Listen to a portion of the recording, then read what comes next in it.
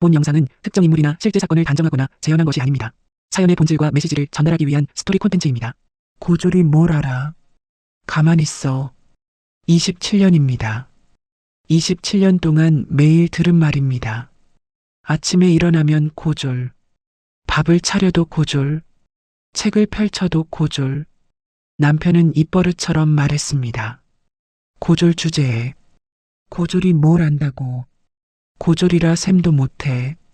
처음엔 가슴이 아팠습니다. 나중엔 눈물도 안 났습니다. 그냥 아무 감각이 없었습니다. 그런데 말입니다. 이 여자가 바보였을까요? 27년 동안 그냥 당하고만 있었을까요? 아닙니다. 이 여자는 준비하고 있었습니다. 남편이 잠든 새벽, 아이들이 학교 간 낮, 아무도 모르게 조용히 14년을 남편이 고졸이라고 무시할 때 이 여자는 도서관에서 책을 펼쳤습니다. 남편이 술 마시고 소리 지를 때 이 여자는 경매장에서 발품을 팔았습니다. 그리고 어느 날 남편이 회사에서 쫓겨났습니다. 30년 다닌 회사에서 명예퇴직이라는 이름으로 잘렸습니다. 퇴직금 5천만 원.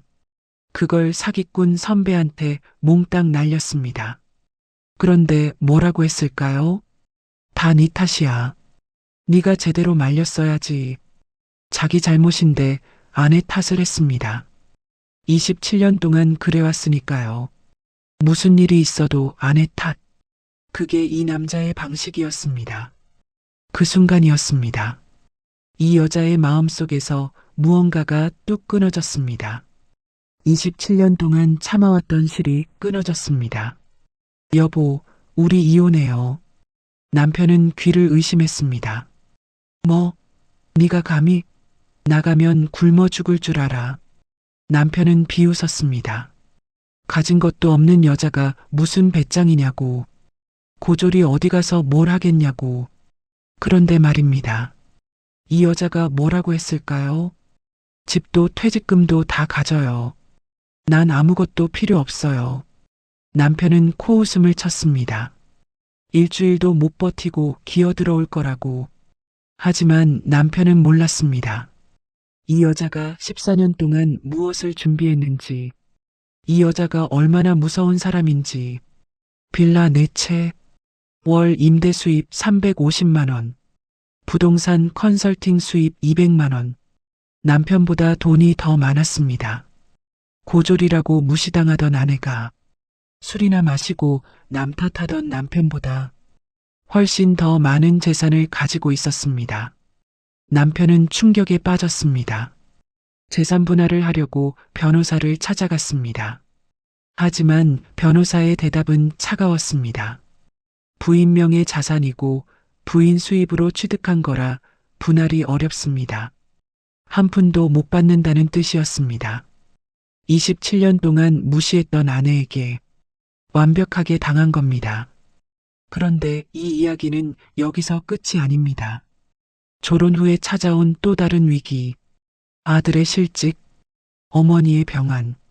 이 여자는 어떻게 이 모든 걸 버텨냈을까요? 그리고 27년 동안 미안하다는 말 한마디 없던 남편.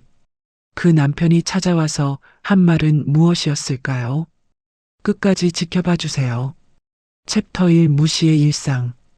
2024년 가을, 저녁 6시가 조금 넘은 시각이었습니다. 김순자는 부엌에서 된장찌개를 푹푹 끓이며 저녁상을 차리고 있었습니다. 오늘따라 남편이 좋아하는 두부도 넉넉히 넣고 애호박도 도톰하게 썰어 넣었죠. 밥 다 됐어요. 순자가 식탁에 반찬을 하나씩 올려놓으며 말했습니다. 거실 소파에 누워 TV를 보던 박성호가 느릿느릿 일어나 식탁 앞에 앉았습니다. 성호는 숟가락을 들어 찌개를 한술 떠 맛보더니 미간을 찌푸렸습니다. 야, 이게 뭐야? 짜서 못 먹겠네. 성호가 숟가락을 탁 내려놓으며 말했습니다. 어제보다 싱겁게 했는데. 순자가 조심스럽게 대답했습니다. 고졸이 요리를 제대로 할 줄 알아야지. 맨날 이 모양이야. 성우가 코웃음을 치며 내뱉었습니다. 순자는 아무 말도 하지 않았습니다. 그저 묵묵히 일어나 부엌으로 가서 찌개에 물을 조금 더 부었습니다. 27년이었습니다. 그 말을 들은 지 27년. 이제는 가슴이 아픈 것도 눈물이 나는 것도 아니었습니다. 그냥 아무 감각이 없었습니다. 순자는 다시 데운 찌개를 식탁에 올려놓았습니다. 성우는 찌개를 후루룩 먹으면서도 계속 투덜거렸습니다. 반찬도 맨날 똑같고 뭘 해도 제대로 하는 게 없어. 순자는 대꾸하지 않고 밥알만 씹었습니다. 1997년 봄이었습니다. 그때 25살이던 순자는 중소기업 생산관리직 신입사원이었죠. 회사 야유의 날 벚꽃이 흩날리던 공원에서 영업부의 박성호를 처음 만났습니다. 저기 혹시 생산부 김순자 씨 맞죠? 성우가 맥주캔 2개를 들고 다가오며 물었습니다. 네, 맞는데요. 어떻게 아세요? 순자가 고개를 갸웃하며 대답했습니다.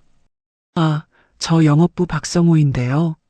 사실 신입사원 연수 때부터 눈여겨봤어요. 성우가 쑥스러운 듯 머리를 극적이며 말했습니다. 순자 씨처럼 예쁘고 착한 사람은 처음 봐요. 저랑 밥 한번 먹을 수 있을까요? 그때 성우의 눈은 반짝반짝 빛났습니다. 순자의 심장도 두근두근 뛰었죠. 그렇게 둘은 연애를 시작했고 2년 뒤에 결혼했습니다. 순자야, 학벌이 뭐가 중요해. 당신이 최고야. 신혼 시절 성우는 입버릇처럼 그렇게 말했습니다. 순자가 고졸이라 집안에서 반대했을 때도 성우는 끝까지 순자 편을 들었죠. 하지만 결혼 3년 차부터 모든 게 달라지기 시작했습니다. 회사에서 승진 누락이 반복되자 성우는 점점 예민해졌습니다. 지방대 출신이라고 무시하는 거야. 아무리 실적을 내도 소용없어. 성우가 술에 취해 돌아오며 벽을 주먹으로 치던 날이 있었습니다. 그날 이후로 성우의 분노는 조금씩 순자를 향하기 시작했죠. 당신은 뭘 알아? 고졸이. 처음 그 말을 들었을 때 순자는 귀를 의심했습니다. 하지만 그 말은 한 번으로 끝나지 않았습니다. 1년에 한두 번이던 것이 한 달에 한두 번이 되고 결국 하루에도 몇 번씩 그 말을 들어야 했습니다. 다시 현재로 돌아왔습니다. 저녁 식사가 끝날 무렵 현관문이 열리며 장녀 수빈이 들어왔습니다. 다녀왔습니다. 수빈이 구두를 벗으며 말했습니다. 수빈아, 밥 먹었어? 순자가 반갑게 물었습니다. 아니요, 아직이요. 면접 끝나고 바로 왔어요. 어서 와서 앉아. 엄마가 따뜻하게 데워줄게. 순자가 부엌으로 향하려는데 성우가 먼저 입을 열었습니다. 면접은 어땠어? 성우가 물었습니다. 그게 결과는 다음 주에 나온대요. 수빈이 조심스럽게 대답했습니다. 또 떨어지는 거 아니야? 벌써 몇 번째야? 성우가 한숨을 쉬며 말했습니다. 아빠, 취업이 원래 어려워요. 요즘 경쟁률이 얼마나 높은데요? 수빈이 억울하다는 듯 대답했습니다. 엄마 닮아서 공부머리가 없나 보다. 그러니까 맨날 떨어지지. 성우가 TV 리모컨을 집어들며 툭 내뱉었습니다. 아빠, 그런 말 왜 해요? 엄마가 무슨 상관이에요? 수빈의 목소리가 높아졌습니다. 사실이 그런 걸 어떻게. 유전인가 봐. 성우가 코웃음을 치며 말했습니다. 수빈의 눈에 눈물이 고이기 시작했습니다. 순자는 부엌에서 그 모습을 지켜보며 입술을 꽉 깨물었습니다. 수빈아, 이리 와서 밥 먹어. 순자가 애써 밝은 목소리로 딸을 불렀습니다. 수빈은 아버지를 노려보다가 고개를 돌려 부엌으로 갔습니다. 그날 밤 순자는 설거지를 하면서 속으로 중얼거렸습니다. 미안하다, 수빈아. 엄마가 이 모양이라 내가 저런 소리를 듣는구나. 순자의 손이 설거지 물에 잠긴 채 한참 동안 멈춰 있었습니다. 다음 날 아침이었습니다. 성우가 출근하고 집이 조용해지자 순자는 베란다로 나갔습니다. 빨래를 널면서 무심코 건너편 아파트를 바라보았습니다. 맞은편 베란다에서 비슷한 나이의 노부부가 함께 화분에 물을 주고 있었습니다. 할아버지가 할머니의 허리를 가볍게 받쳐주는 모습이 눈에 들어왔습니다. 할머니가 무슨 말을 했는지 두 사람이 함께 웃었습니다. 순자는 그 모습을 한참 바라보았습니다. 나도 저렇게 살 수 있었을까? 내 인생은 왜 이렇게 됐을까? 문득 서랍 깊숙이 숨겨둔 서류 봉투가 떠올랐습니다. 아무도 모르는 순자만의 비밀이었습니다. 점심 무렵 휴대폰이 울렸습니다. 화면에 엄마라는 글자가 떴습니다. 여보세요, 엄마. 순자가 전화를 받으며 말했습니다. 순자야, 밥은 먹고 다니냐? 목소리가 왜 그리 힘이 없어? 친정어머니 박말순의 걱정스러운 목소리가 들려왔습니다. 괜찮아요, 엄마. 그냥 좀 피곤해서 그래요. 순자가 애써 밝게 대답했습니다. 피곤하긴. 뭔 일 있는 거 아니요? 아니에요. 정말 괜찮아요. 엄마는 건강하시고요? 나야 뭐, 늙은이가 아프면 아프고 말지. 근데 순자야, 뭔 일 있으면 말해. 엄마한테 숨기지 말고. 전화를 끊은 후 순자의 눈시울이 붉어졌습니다. 엄마한테만큼은 걱정 끼치고 싶지 않았습니다. 오후에 순자는 조용히 서재로 들어갔습니다. 책장 맨 아래 칸 오래된 앨범 뒤에 숨겨둔 서류 봉투를 꺼냈습니다. 14년 전 2010년의 어느 날이 떠올랐습니다. 그때 순자는 새벽 5시에 눈을 떴습니다. 아이들이 깨기 전 조용히 집을 나와 도서관으로 향했죠. 경매 입문서라는 책을 처음 펼쳤을 때 가슴이 두근거렸습니다. 돈이 없어도 시작할 수 있다는 문구가 눈에 들어왔습니다. 그날이 모든 것의 시작이었습니다. 순자는 서류를 다시 봉투에 넣고 원래 자리에 숨겼습니다. 그때 시작하지 않았으면 나는 정말 아무것도 아닌 사람으로 죽었을 거야. 순자는 속으로 중얼거렸습니다. 그날 저녁 술 냄새를 풍기며 성우가 들어왔습니다. 야, 밥 차려. 네가 하는 일이 그것밖에 더 있어? 성우가 현관에서부터 소리쳤습니다. 순자는 대꾸 없이 부엌으로 가서 상을 차리기 시작했습니다. 이게 뭐야? 성우가 거실 테이블 위에 놓인 책을 발견했습니다. 부동산 투자 입문이라고 적힌 책이었습니다. 고졸이 뭘 안다고 맨날 책을 봐. 창피하게. 성우가 발로 책을 걷어찼습니다. 책이 바닥에 펼쳐진 채 나뒹굴었습니다. 순자는 그 모습을 보면서도 아무 말도 하지 않았습니다. 그저 상을 다 차린 뒤 조용히 책을 주워 제자리에 놓았습니다. 그날 밤 순자는 잠들지 못했습니다. 어둠 속에서 천장만 바라보았습니다. 옆에서 코를 골며 자는 성우의 얼굴을 돌아보았습니다. 27년.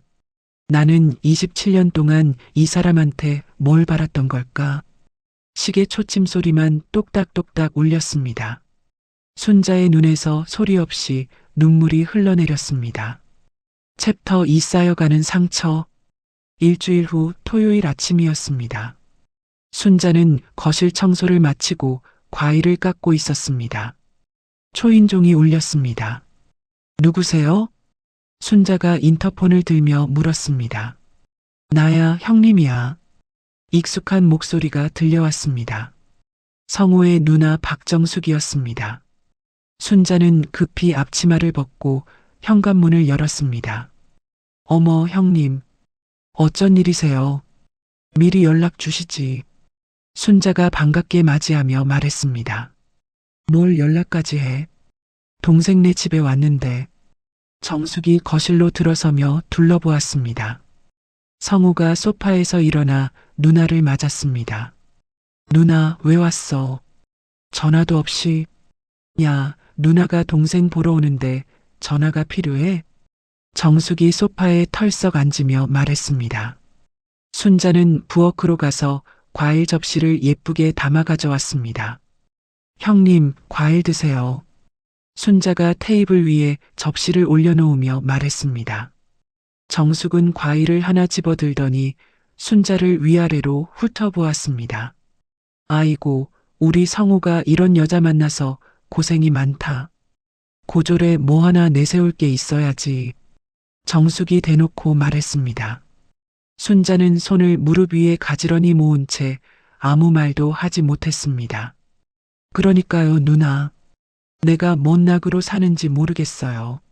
성우가 맞장구를 쳤습니다. 그래도 애들은 잘 키웠으니까 다행이지. 준혁이는 취직했다며? 네, 작년에 중견기업에 들어갔어요. 순자가 조심스럽게 대답했습니다.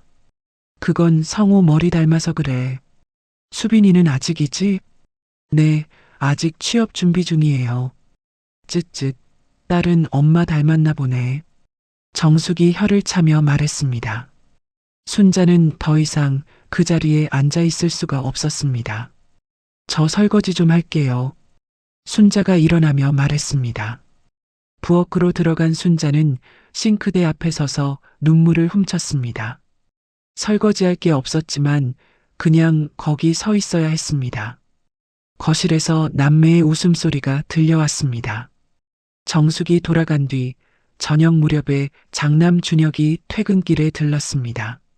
어머니, 다녀왔습니다. 준혁이 현관에서 인사했습니다. 우리 아들. 밥 먹고 가. 순자가 반갑게 아들을 맞았습니다.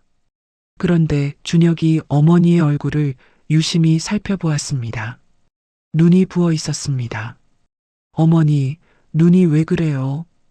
또 아버지가 그랬어요? 준혁이 목소리를 낮추며 물었습니다. 아니야, 아무 일도 아니야. 양파 썰다가 그랬어. 순자가 손사래를 치며 대답했습니다. 어머니, 저 다 알아요. 고모가 왔다 갔죠? 준혁이 한숨을 쉬며 말했습니다. 괜찮아, 뭐. 익숙해. 순자가 애써 웃으며 말했습니다. 준혁은 주먹을 꽉 쥐었습니다. 나도 이제 한계야. 준혁은 속으로 그렇게 중얼거렸습니다. 며칠 후 저녁이었습니다. 성우가 평소보다 일찍 퇴근했습니다. 현관문을 열고 들어서는 성우의 얼굴이 굳어 있었습니다. 순자는 한눈에 무슨 일이 있다는 걸 알아챘습니다. 밥 차려. 성우가 신발을 벗으며 짧게 말했습니다. 네, 금방 차릴게요. 오늘 무슨 일 있었어요? 순자가 조심스럽게 물었습니다. 없어. 성우가 소파에 털썩 앉으며 대답했습니다. 순자는 더 묻지 않고 부엌으로 갔습니다. 저녁상을 받은 성우는 밥을 몇 술 뜨더니 숟가락을 내려놓았습니다. 나 또 승진 누락됐어. 성우가 말했습니다. 네. 순자가 놀라며 되물었습니다. 세 번째야. 세 번째라고. 나보다 실적 낮은 놈이 올라갔어. 성우의 목소리가 점점 높아졌습니다. 여보, 다음에는. 다음? 다음은 무슨 다음? 다 네 팔자 탓이야. 성우가 밥상을 손바닥으로 내리치며 소리쳤습니다. 제가요? 제가 뭘 잘못했는데요? 순자가 처음으로 반문했습니다. 되들어? 네 같은 여자 만나서 내 인생이 이 모양이 된 거야. 성우가 눈을 부릅뜨며 말했습니다. 순자는 입을 다물었습니다. 더 말해봤자 소용없다는 걸 알았습니다. 그날 밤 순자는 딸 수빈의 방문을 노크했습니다. 수빈아, 엄마야. 들어가도 돼? 응, 들어와. 순자가 방으로 들어가자 수빈이 책상 앞에서 노트북을 보고 있었습니다. 순자는 침대 끝에 살며시 앉았습니다. 수빈아. 응? 엄마가 많이 부끄럽지? 순자가 조심스럽게 물었습니다. 수빈이 노트북을 덮고 어머니를 바라보았습니다. 엄마, 갑자기 무슨 말이야? 아버지가 엄마한테 그러는 거 너희들 보기 민망하지. 순자의 목소리가 떨렸습니다. 수빈이 자리에서 일어나 어머니 옆에 앉았습니다. 그리고 순자를 꼭 안았습니다. 아니야, 엄마. 엄마는 하나도 안 부끄러워. 수빈이 말했습니다. 수빈아, 부끄러운 건 아빠야. 엄마한테 그렇게 하는 아빠가 부끄러운 거야. 수빈의 눈에서 눈물이 흘러내렸습니다. 순자도 딸을 꼭 안으며 눈물을 흘렸습니다. 두 모녀는 한참 동안 말없이 서로를 안고 있었습니다. 2010년 겨울이었습니다. 새벽 5시 알람이 울렸습니다. 순자는 소리가 새어나가지 않게 재빨리 알람을 껐습니다. 옆에서 자는 성우가 뒤척이지 않는 걸 확인하고 조용히 이불을 걷어 나왔습니다. 아이들이 깨기 전에 나가야 했습니다. 순자는 두꺼운 패딩을 입고 집을 나섰습니다. 겨울 새벽 공기가 뺨을 때렸습니다. 버스를 타고 도서관 앞에 내렸습니다. 도서관이 문을 열기까지 아직 1시간이 남아 있었습니다. 순자는 도서관 앞 벤치에 앉아 호호 입김을 불며 기다렸습니다. 드디어 문이 열리고 순자는 경매 관련 서적이 꽂힌 서가로 향했습니다. 부동산 경매 입문이라는 책을 꺼내 첫 장을 펼쳤습니다. 돈이 없어도 시작할 수 있다. 그 문구가 눈에 들어왔습니다. 순자의 가슴이 두근거렸습니다. 이거다. 이거면 될 수도 있어. 순자가 작은 소리로 중얼거렸습니다. 그때 옆에서 누군가 말을 걸었습니다. 그 책 공부하세요? 순자가 고개를 돌렸습니다. 비슷한 나이의 여자가 미소를 지으며 서 있었습니다. 아, 네. 처음 보는 건데요. 순자가 어색하게 대답했습니다. 저도 경매로 시작했어요. 저 이정이라고 해요. 여자가 손을 내밀며 말했습니다. 아, 저는 김순자예요. 순자가 손을 맞잡으며 대답했습니다. 순자 씨, 혹시 시간 있으면 차 한잔 할래요? 제가 몇 가지 알려드릴 수 있는데. 정희가 제안했습니다. 그날이 모든 것의 시작이었습니다. 정희를 만나지 않았다면 순자의 인생은 달라지지 않았을지도 모릅니다. 다시 현재로 돌아왔습니다. 순자는 정희와 카페에 마주 앉아 있었습니다. 언니, 나 이제 정말 못 참겠어. 순자가 커피잔을 감싸주며 말했습니다. 순자야, 27년 참았으면 됐다. 이제 내 인생 찾아도 되잖아. 정희가 순자의 손을 꽉 잡으며 말했습니다. 그래도 애들 생각하면 애들은 다 컸어. 준혁이 26, 수빈이 23이야. 이제 내 걱정할 나이야. 정희가 단호하게 말했습니다. 근데 나 혼자 살 수 있을까? 겁이 나. 순자가 고개를 숙이며 말했습니다. 야, 김순자. 내가 14년 동안 뭘 해왔는데. 내가 모은 거 생각해봐. 정희가 순자의 어깨를 흔들며 말했습니다. 순자는 고개를 들어 정희를 바라보았습니다. 그래, 맞아. 내가 14년 동안 준비했지. 순자의 눈에 조금씩 힘이 들어왔습니다. 그날 밤 집으로 돌아온 순자는 서재로 들어갔습니다. 책장 맨 아래 칸에서 서류 봉투를 꺼냈습니다. 봉투 안에는 등기부등본 4장과 임대차 계약서 여러 장이 들어 있었습니다. 빌라 4채, 월 임대료 350만 원, 부동산 컨설팅 부업 수입 200만 원. 순자는 그 서류들을 하나하나 확인했습니다. 이만큼 모았구나. 이제 혼자 살 수 있겠구나. 순자가 조용히 중얼거렸습니다. 14년이었습니다. 새벽마다 도서관에 가고 발품 팔아 경매장을 다니고 몰래 계약서에 도장 찍던 14년이었습니다. 남편이 고졸이라고 무시할 때마다 속으로 다짐했습니다. 두고 봐라. 나도 할 수 있다. 그 오기 하나로 여기까지 왔습니다. 그때 현관문이 쾅 열리는 소리가 났습니다.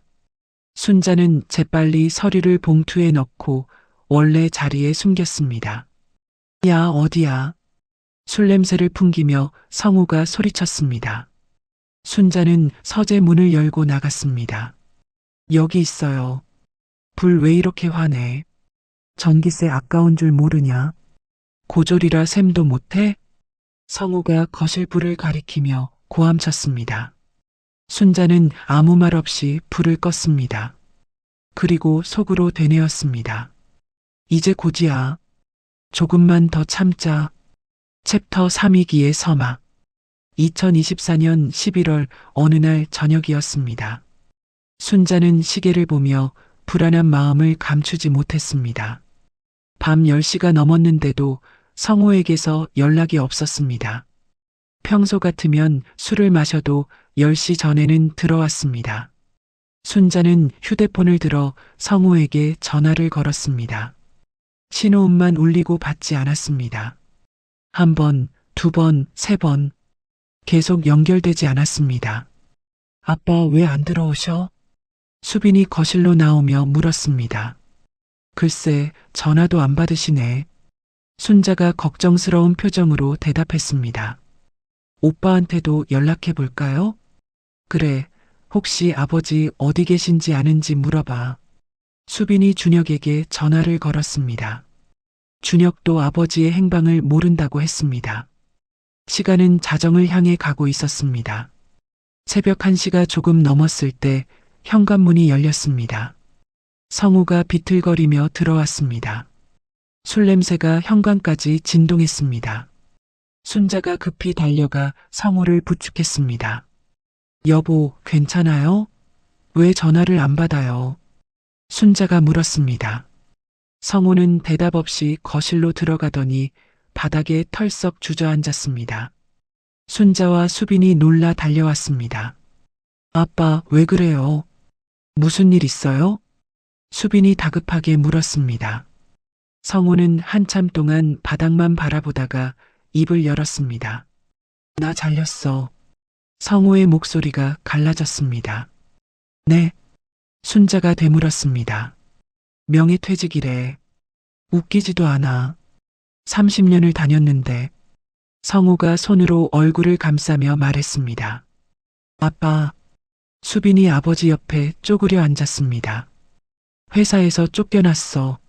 나 이제 어떡해. 성우의 어깨가 떨렸습니다. 순자는 그런 남편을 바라보며 복잡한 감정이 올라왔습니다. 안쓰럽기도 하고 한편으로는 그래도 싸다는 생각도 들었습니다. 순자는 그 생각을 애써 지우며 입을 열었습니다. 일단 방에 들어가서 쉬어요. 내일 얘기해요. 순자가 성우를 부축해 일으켰습니다. 그날 이후로 성우는 사람이 달라졌습니다. 아니, 더 나빠졌다는 게 맞는 표현이었습니다. 성우는 며칠째 방에 틀어박혀 술만 마셨습니다. 순자가 밥을 가져다 주면 손도 대지 않았습니다. 여보, 밥 좀 먹어요. 굶으면 안 돼요. 순자가 방문을 열며 말했습니다. 꺼져. 네 얼굴 보기 싫어. 성우가 이불을 뒤집어쓰며 소리쳤습니다. 순자는 밥상을 문 앞에 내려놓고 조용히 물러났습니다. 일주일이 지났습니다. 성우가 드디어 방에서 나왔습니다. 하지만 나아진 건 없었습니다. 오히려 더 심해졌습니다. 야, 너 알바라도 더 뛰어. 내가 이 꼴이 됐는데 네가 가만히 있을 거야? 성우가 소파에 앉아 TV를 보며 말했습니다. 나 이미 알바 3개 뛰고 있어요. 순자가 빨래를 개며 대답했습니다. 그것도 제대로 못하면서. 고졸이 뭘 제대로 하겠어. 성우가 코웃음을 치며 말했습니다. 순자는 대꾸하지 않았습니다. 대꾸해봤자 돌아오는 건 더 큰 상처뿐이었습니다. 한편 그 시각 장남 준혁의 회사에서도 심상치 않은 일이 벌어지고 있었습니다. 점심시간에 동료들이 모여 수군거렸습니다. 야, 너 들었어? 우리 협력업체 부도설 돈다던데. 동료가 준혁에게 귀띔했습니다. 뭐? 어디서 들었어? 준혁이 놀라며 물었습니다. 영업부에서 나온 얘기야. 진짜인지는 모르겠는데 분위기가 심상치 않아. 준혁은 가슴이 철렁 내려앉았습니다. 그 협력업체는 회사 매출의 30%를 차지하는 곳이었습니다. 만약 그 회사가 부도나면 자기 회사도 타격을 받을 수밖에 없었습니다. 준혁은 불안한 마음으로 상사를 찾아갔습니다. 부장님, 혹시 협력업체 건 들으셨어요? 준혁이 조심스럽게 물었습니다. 일단 지켜보자. 아직 확정된 건 아니니까. 상사의 모호한 대답에 준혁의 불안은 더 커졌습니다. 주말 점심이었습니다. 오랜만에 가족이 모두 모였습니다. 준혁과 수빈이 집에 왔고 순자는 푸짐하게 상을 차렸습니다. 성우는 술잔을 앞에 놓고 TV만 바라보고 있었습니다. 아버지, 오늘은 술 좀 줄이세요. 준혁이 조심스럽게 말했습니다. 뭐, 네가 나한테 이래라 저래라야? 성우가 눈을 부라렸습니다. 아니, 그게 아니라 건강 때문에. 됐어. 내 몸 내가 알아서 해. 성우가 술잔을 단숨에 비우며 말했습니다. 식탁에 어색한 침묵이 흘렀습니다. 잠시 후 성우가 입을 열었습니다. 너희 엄마가 제대로 된 사람이었으면 내가 이 꼴까지 됐겠냐? 성우가 순자를 턱으로 가리키며 말했습니다. 여보, 애들 앞에서. 순자가 난처한 표정으로 말했습니다. 뭐가 어때서? 사실인데. 성우가 코웃음을 쳤습니다. 참고 있던 수빈이 폭발했습니다. 아빠, 그만해요. 수빈이 숟가락을 내려놓으며 소리쳤습니다. 뭐? 엄마가 무슨 잘못을 했는데요? 아빠가 회사에서 잘린 게 엄마 탓이에요? 수빈의 목소리가 떨렸습니다. 야, 이게 어디서 어른한테. 어른이요? 어른이 맨날 고졸이라고 마누라 무시하고 자기 잘못을 남 탓하고 그게 어른이에요? 수빈이 자리를 박차고 일어났습니다. 수빈아. 순자가 딸을 말리려 했습니다.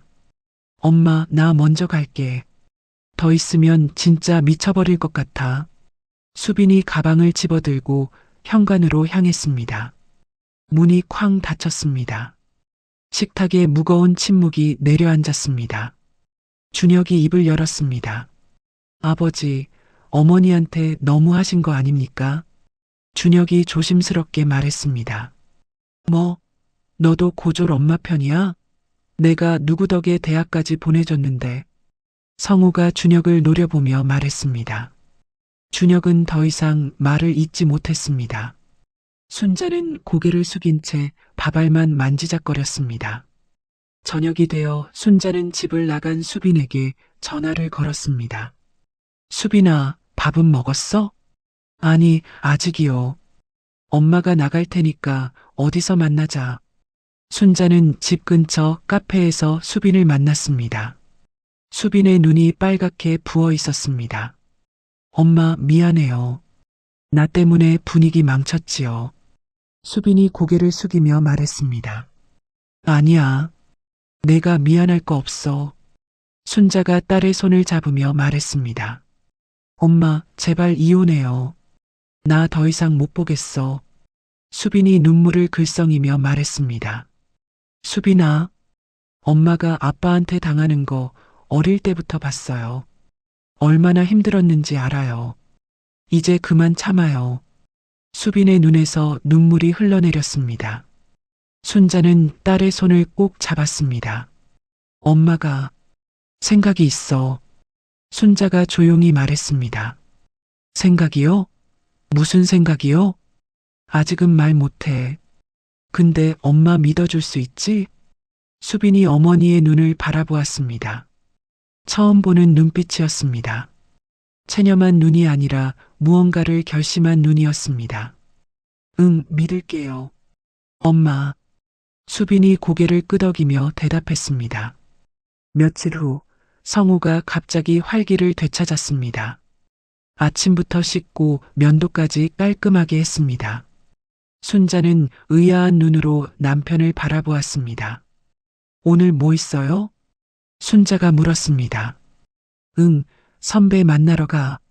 좋은 사업 얘기가 있대. 성우가 구두를 신으며 대답했습니다. 사업이요? 무슨 사업인데요? 네가 알아서 뭐해. 어차피 이해도 못할 거면서. 성우가 현관문을 열며 말했습니다. 여보, 조심하세요. 요즘 사기가 많다던데. 순자가 걱정스러운 목소리로 말했습니다. 고졸이 뭘 알아? 가만 있어. 성우가 문을 닫고 나갔습니다. 순자는 불안한 마음을 지울 수 없었습니다. 사기가 아닐까? 퇴직금을 날리면 어떡하지? 하지만 말해봤자 소용없다는 걸 알았습니다. 성우는 순자의 말을 들은 적이 없었습니다. 2주가 지났습니다. 그날 저녁 성우가 창백한 얼굴로 집에 들어왔습니다. 손에 든 서류 봉투가 바들바들 떨렸습니다. 여보, 왜 그래요? 무슨 일이에요? 순자가 다가가며 물었습니다. 성우가 소파에 털썩 앉더니 손으로 얼굴을 감쌌습니다. 다 날렸어. 성우의 목소리가 갈라졌습니다. 뭘 날렸어요? 퇴직금. 5천만 원 전부. 그 선배 새끼가 잠적했어. 순자는 귀를 의심했습니다. 뭐라고요? 5천만 원을요? 야, 네가 제대로 말렸어야지. 왜 그때 가만히 있었어? 성우가 순자에게 손가락질을 하며 소리쳤습니다. 내가요? 내가 조심하라고 했잖아요. 순자가 억울하다는 듯 말했습니다. 그걸 말이라고 해? 제대로 막았어야지. 다 네 탓이야. 성우가 테이블을 주먹으로 내리쳤습니다. 순자는 그 모습을 바라보았습니다. 27년이었습니다. 무슨 일이 있어도 자기 탓을 하는 남자와 산 세월이 27년이었습니다. 순자의 마음속에서 무언가가 뚝 끊어지는 소리가 났습니다. 더 이상은 안 되겠다. 이 사람과는 끝내야 한다. 여보. 순자가 조용히 입을 열었습니다. 뭐? 우리 이혼해요. 성우의 움직임이 멈췄습니다. 천천히 고개를 들어 순자를 바라보았습니다. 뭐라고? 이혼하자고요. 순자의 목소리는 떨리지 않았습니다. 27년 만에 처음으로 또렷하게 말했습니다. 성우는 귀를 의심하는 표정으로 아내를 바라보았습니다. 챕터 4전환. 성우가 자리에서 벌떡 일어났습니다. 지금 뭐라고 했어? 성우가 순자에게 다가오며 물었습니다. 이혼하자고 했어요. 순자가 한 발도 물러서지 않고 대답했습니다. 웃기고 있네. 네가 감히? 성우가 코웃음을 치며 말했습니다. 왜요? 나는 이혼하자는 말도 못해요? 그래, 나가. 나가서 굶어 죽어봐. 네가 가진 게 뭐가 있다고. 성우가 손가락으로 현관문을 가리키며 소리쳤습니다. 순자는 남편의 눈을 똑바로 바라보았습니다. 집도 퇴직금도 다 가져요. 난 아무것도 필요 없어요. 순자의 목소리는 담담했습니다. 뭐? 들었잖아요. 난 아무것도 안 가져갈 거예요. 그러니까 이혼해줘요. 성우는 어이가 없다는 표정을 지었습니다. 야, 네가 지금 제정신이야? 가진 것도 없으면서 무슨 배짱이야. 내 걱정은 내가 알아서 할게요. 순자가 돌아서며 말했습니다. 어디 가는 거야? 짐 싸러요. 순자는 방으로 들어가 옷장을 열었습니다. 여행용 가방을 꺼내 옷을 하나씩 집어넣기 시작했습니다. 성우가 방문 앞에 서서 지켜보았습니다. 야, 진짜 나가게? 성우의 목소리가 조금 흔들렸습니다. 응. 순자는 대답만 하고 계속 짐을 쌌습니다. 속옷, 양말, 겉옷. 27년 동안 모은 물건 중 필요한 것만 골랐습니다. 그리 많지 않았습니다. 후회할 줄 알아. 네가 뭘로 살게.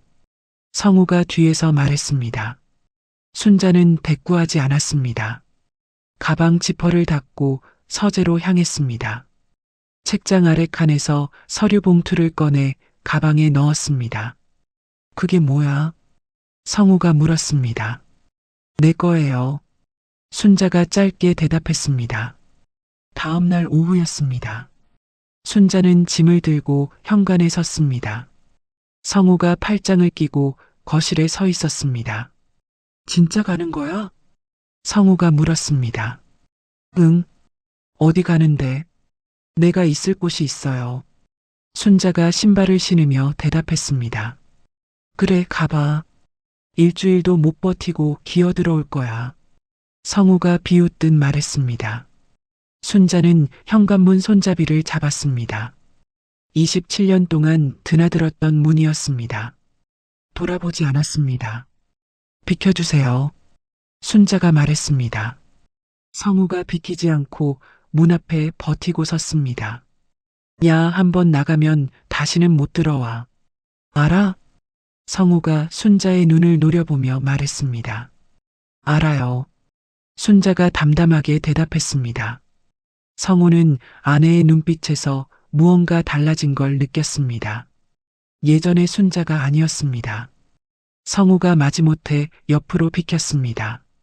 순자가 문을 열고 나갔습니다. 후회할 줄 알아. 등 뒤에서 성우의 고함이 들렸습니다. 순자는 뒤돌아보지 않고 엘리베이터를 향해 걸었습니다. 엘리베이터 문이 닫히는 순간 순자의 눈에서 눈물이 흘러내렸습니다. 슬픈 눈물이 아니었습니다. 27년 만에 처음으로 숨통이 트이는 느낌이었습니다. 순자는 지하철을 타고 경기도 외곽으로 향했습니다. 1시간쯤 걸려 작은 역에 내렸습니다. 역에서 버스로 갈아타고 10분쯤 더 가니 낡은 빌라 단지가 나왔습니다. 순자는 그중 한 건물 앞에 멈춰 섰습니다. 2014년에 처음 낙찰받은 빌라였습니다. 경매 공부를 시작한 지 4년 만에 손에 넣은 첫 번째 물건이었습니다. 당시 2천만 원이 전부였습니다. 순자는 그 돈으로 지방 소도시의 작은 빌라 한 채를 낙찰받았습니다. 직접 페인트 칠을 하고 벽지를 바르고 화장실 타일도 손수 닦았습니다. 순자는 열쇠를 꺼내 501호 문을 열었습니다. 작은 원룸이었습니다. 창문으로 저녁 노을이 들어왔습니다. 순자는 짐을 내려놓고 창가에 섰습니다. 여기가 이제 내 집이야. 순자가 작은 소리로 중얼거렸습니다. 창밖으로 노을이 지고 있었습니다. 순자는 태어나서 처음으로 자유로운 숨을 내쉬었습니다. 저녁 무렵 초인종이 울렸습니다. 순자가 문을 여니 정희가 양손 가득 짐을 들고 서 있었습니다. 왔어? 이거 생필품이야. 당장 필요할 것 같아서. 정희가 안으로 들어오며 말했습니다. 비누, 수건, 휴지, 그리고 따뜻한 국까지 정희가 준비해 왔습니다. 언니 고마워. 이거 어떻게 다 들고 왔어? 순자가 짐을 받으며 말했습니다. 이 정도는 당연하지. 잘했어, 순자야. 잘 나왔어. 정희가 순자의 어깨를 토닥이며 말했습니다. 언니, 솔직히 아직도 떨려. 내가 잘한 건지 모르겠어. 순자가 고개를 숙이며 말했습니다. 야, 김순자. 27년을 참았으면 됐어. 이제 내 인생 살아도 돼. 정희가 순자의 손을 꽉 잡았습니다. 언니 아니었으면 난 아직도 그 집에서 죽은 듯이 살고 있었을 거야. 순자의 눈에 눈물이 고였습니다. 울긴 울지 마. 이제 시작이야. 좋은 일만 남았어. 정희가 순자를 꼭 안아주었습니다. 일주일 후 준혁과 수빈이 어머니의 새 집을 찾아왔습니다. 좁은 원룸이었지만 깨끗하게 정돈되어 있었습니다. 창가에는 작은 화분도 놓여 있었습니다. 어머니, 여기가 어머니 집이에요? 준혁이 두리번거리며 물었습니다. 응, 엄마 집이야. 앉아. 순자가 방석을 내밀며 말했습니다. 엄마, 이 집이 원래 엄마 거였어요? 수빈이 놀란 표정으로 물었습니다. 응, 사실 엄마가 너희한테 말 못한 게 있어. 순자가 서류 봉투를 꺼내 테이블 위에 올려놓았습니다. 봉투에서 등기부등본과 계약서들을 꺼내 펼쳤습니다. 이게 뭐예요?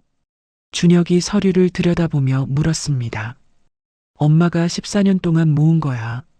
순자가 하나씩 설명하기 시작했습니다. 빌라 4채, 월 임대 수입 350만 원, 부동산 컨설팅 부업 수입 200만 원.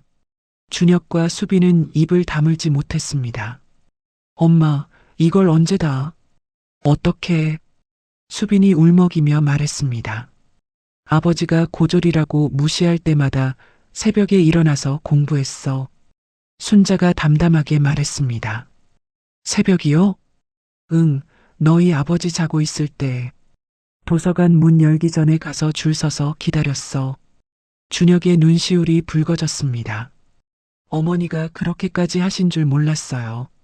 준혁이 목소리를 낮추며 말했습니다. 사람은 배운 것만으로 사는 게 아니더라.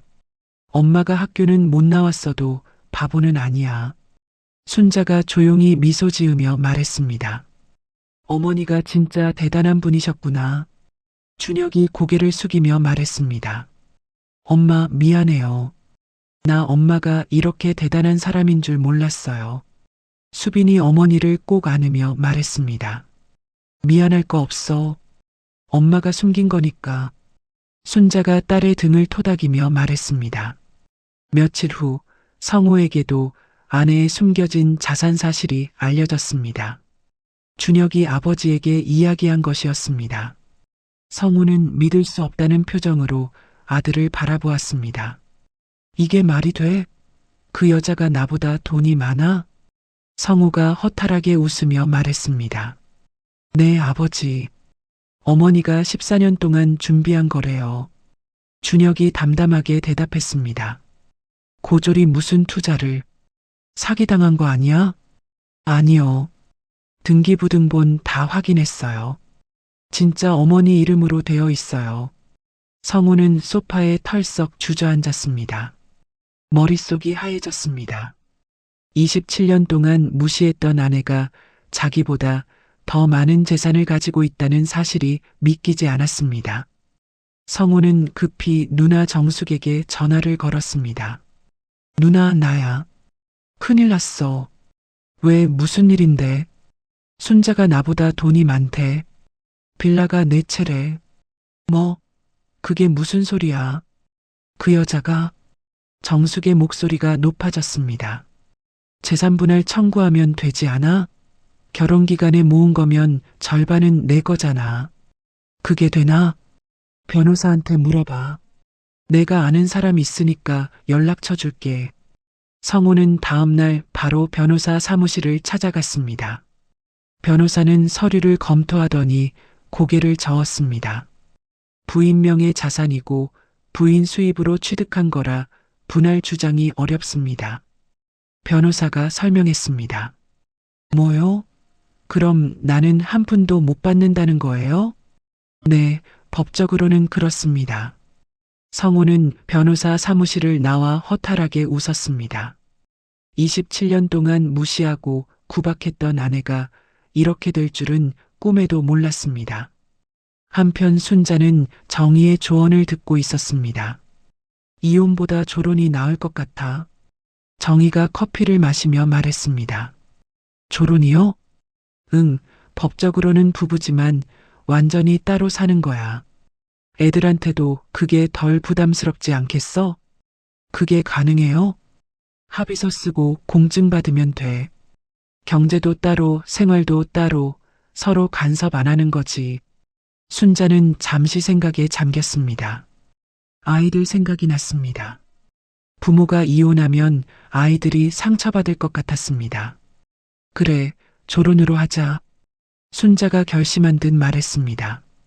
공증 사무실에 가는 날이었습니다. 변호사가 합의서 내용을 읽어주었습니다. 거주지 완전 분리, 경제적 상호 불간섭, 자녀 경조사 외 만남 없음, 상대방 사생활 간섭 금지, 양측 다 동의하십니까? 변호사가 물었습니다. 네. 순자가 대답했습니다. 성우는 잠시 망설이다가 고개를 끄덕였습니다. 그럼 서명해 주십시오. 순자는 펜을 들었습니다. 손이 조금 떨렸습니다. 27년의 결혼 생활이 이 한 장의 종이로 정리되는 순간이었습니다. 순자는 펜을 꾹 눌러 이름을 썼습니다. 김순자. 서명을 마치고 펜을 내려놓았습니다. 순자는 속으로 되뇌었습니다. 이게 내 새 인생의 시작이야. 챕터 5 빛나는 순간.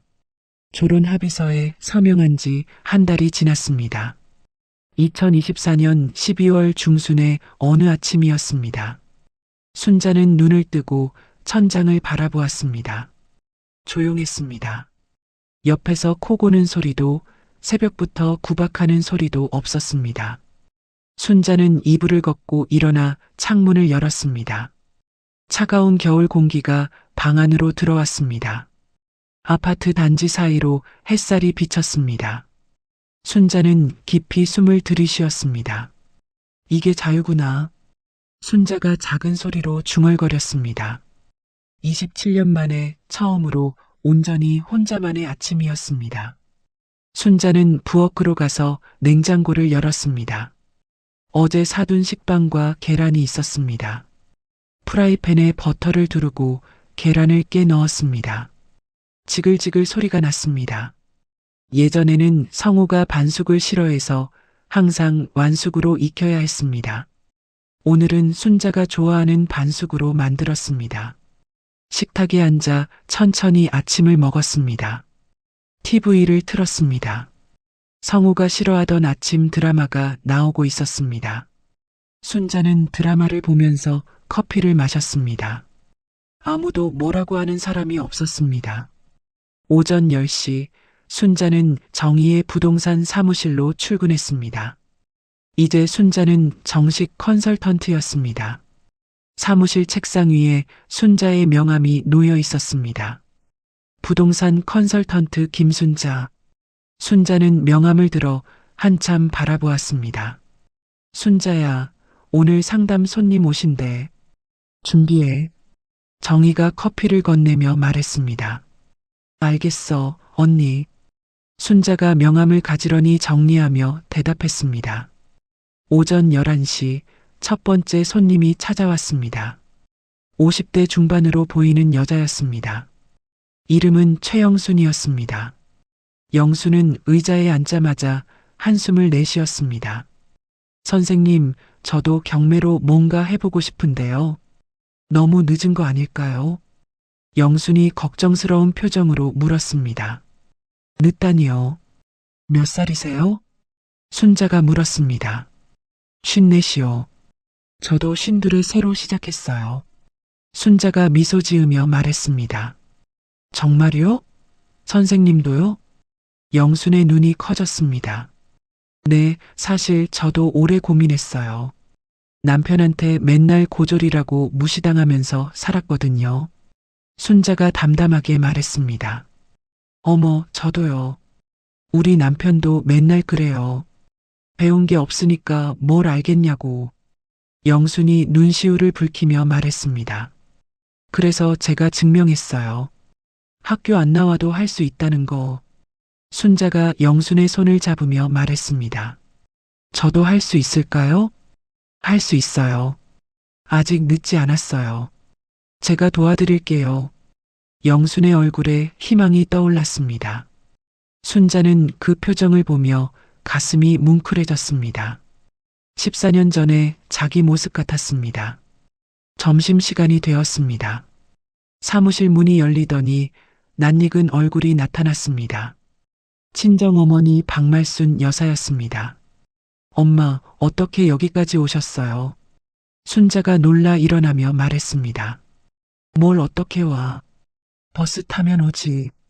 말순이 보따리를 들며 들어왔습니다. 무거운 거 들고 왜 이렇게 멀리까지?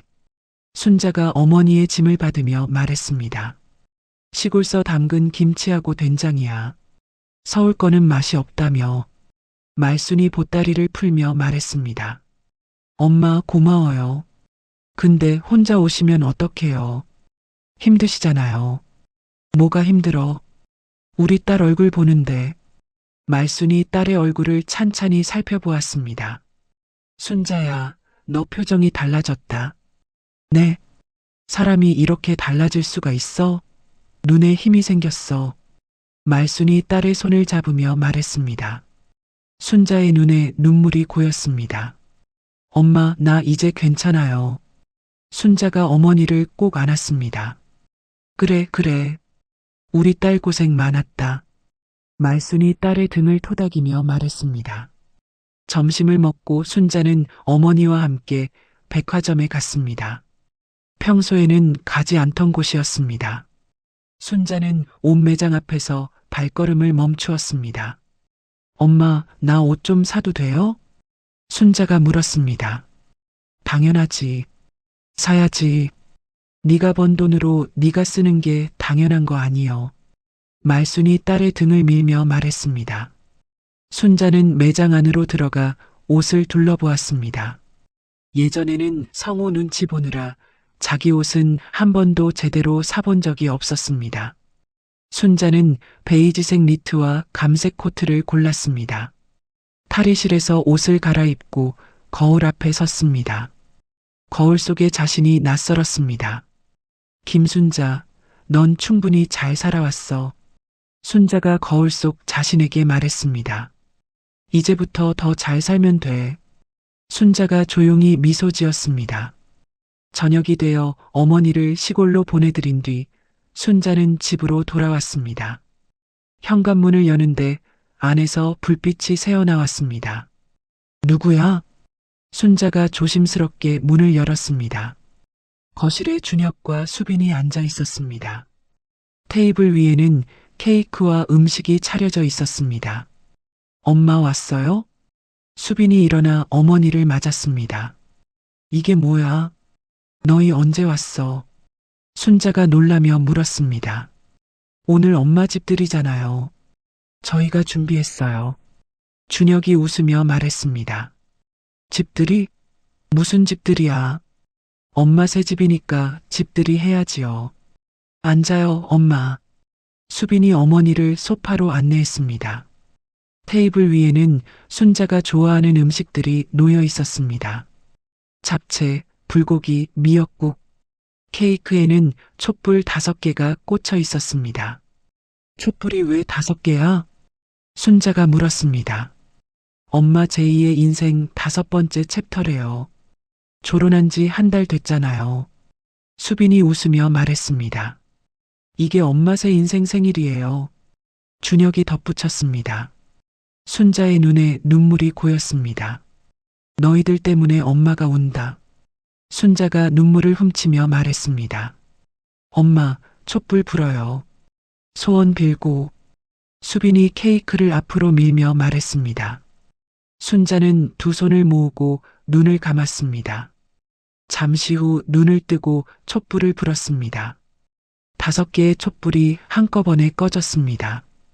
엄마, 무슨 소원 빌었어요? 수빈이 물었습니다. 비밀이야. 순자가 웃으며 대답했습니다.